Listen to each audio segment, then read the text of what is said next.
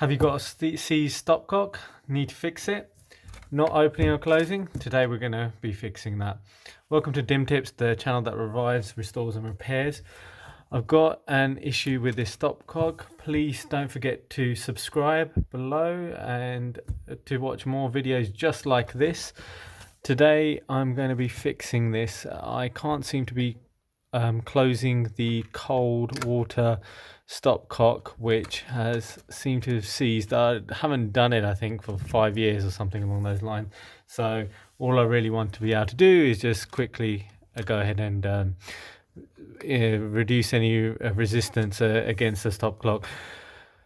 But what I've got is that it's meant to be lefty loosey, righty tighty, but it's not actually doing anything. So I've got some lubrication. I've been using this multi-purpose lube, which is just from Transporter. Seems to be working fine, but you can use WD-40. What I'm going to do is just apply that onto the stopcock, specifically around where the actual handle meets the valve. Try and get it in there.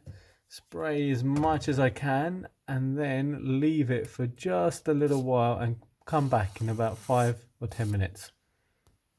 So I left it for about 5 minutes and now it should have worked a little bit. Still a bit tight, but what I can do is just use my wrench, get it set up, apply a little bit of force, not too much to break anything, just being very careful, just give it a little.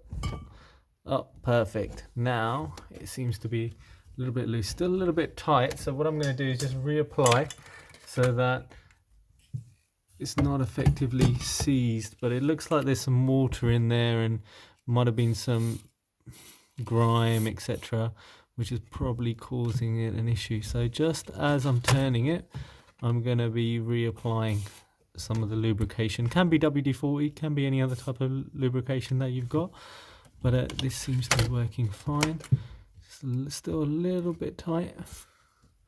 Just going to continue to apply just so that I can make sure that it gets in there, and that's a lot better. I can feel that the resistance is reduced significantly.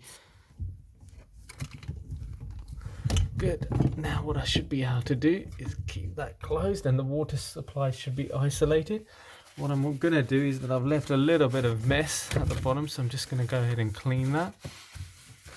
And now what I can do is go ahead and actually check that the water supply is turned off. So run the tap just above.